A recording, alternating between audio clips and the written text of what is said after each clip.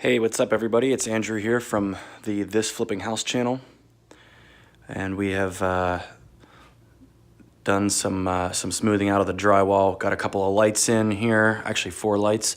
This is our living space. We finished the bathroom, we figured to move on to our living space, and we have smoothed out most of the swirly texture by basically just drywall mudding over top. I'm hoping to get a video showing you guys a little bit of the process of that. Because there's a lot more to smooth out in our house here, but this is kind of what we have so far. And this will be almost ready for painting. We have to sand some of this stuff down. The ceiling's basically ready for painting, except for a few minor touch-ups and little patches that we have. We had a request for us to show you some of the work that we're actually doing while we're doing the work itself. Since I don't have a cameraman and this is just on a phone, that makes it slightly difficult, but I figured I'd show you guys at least some of the process, kind of as I'm doing it. So I'm kind of in the middle of this right now. And what we're doing is we're gonna try to open up the space a little bit here. So what we're doing is we're taking out some walls, as you can see, or at least parts of walls. And I wanna kind of walk you guys through what I'm doing. So basically how I figure out, first of all, whether or not I can take out the wall, and second of all, what I do to do that. So here you can see, let me get this light on here. First, what I did, basically this is an old telephone platform here, and obviously since almost nobody uses in-house telephones anymore, there's no need to have that platform there anymore. So we're gonna take this out, and this opening here is gonna widen up to probably be almost 4 feet wide. So there's not much to do here, but there is a little bit of work because up here this actually is load bearing, where you can see the door header there. That actually is load bearing, and same with the you can see this part right here that goes all the way back through that. That's if you go up in our little basically what I did here was I created a little hole so I could get up into the attic area there. You can't really see it, but up in there is a space where you can look down through the rafters, or the joists rather, and you can see that they actually meet right over top of this. So one of the things that I wanted to test here first, basically what I did was I cut a little hole up in here, and I wanted to see if this beam here would run all the way across, and unfortunately it doesn't, so we have some work to do. But as you can see here, it actually stops right there, as I figured it would.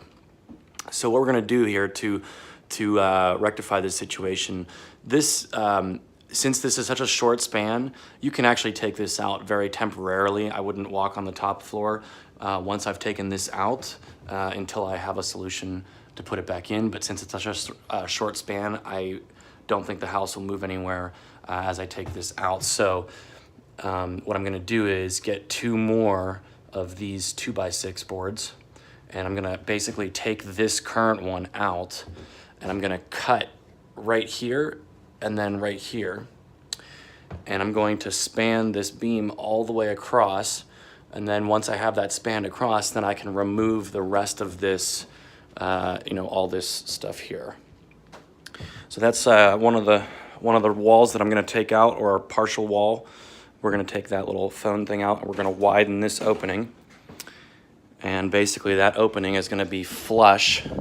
So that's gonna be right here is basically where it's gonna be flush with. So this whole thing's gonna get removed. And then over on this side, we wanted to make this opening here for the kitchen dining room area symmetrical with the living room. So you can see this wall right here. Basically what we're looking to do is make this flush over there with this wall right here. So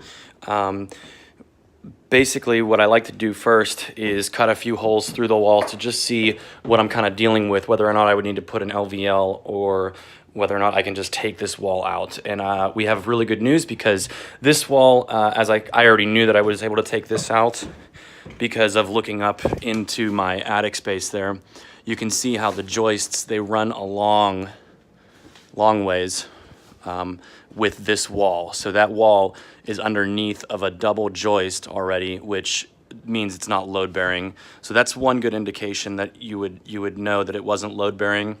You know, and these joists, like I said, they actually meet on that wall right there, which that wall is load bearing. But this wall right here, already I can tell based on how the joists run that it's very unlikely that this would be load bearing. And then another good telltale sign is, I'm not sure if you'll be able to see this, but up in here, you can actually see there's a good maybe 1/16 or 1/8 of an inch between the stud here and the the joist right there. Same with this side. You can see there's a pretty good space between those two. And then right here, you can see that this and this right here, these are actually double joists. So this wall here is basically, it's not even barely connecting to this.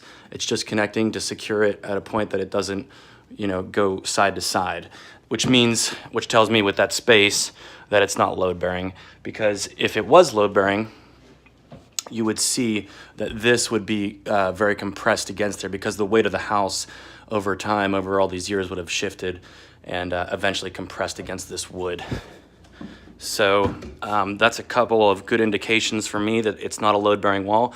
The other good indication, and I wouldn't use this all the time, but see how these planks here they're going horizontal.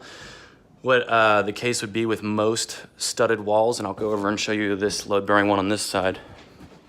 The case would be like this. They're actually not horizontal. See, over on that other wall there, they would actually be running like this, not like this. So the fact that they're running like this here is a good indication that they are likely load bearing. And over here, since they're running horizontally, it's another indication that it's not a load bearing wall. So we're gonna take this wall out, and then I'll probably show you guys what the aftermath looks like, and we'll go from there.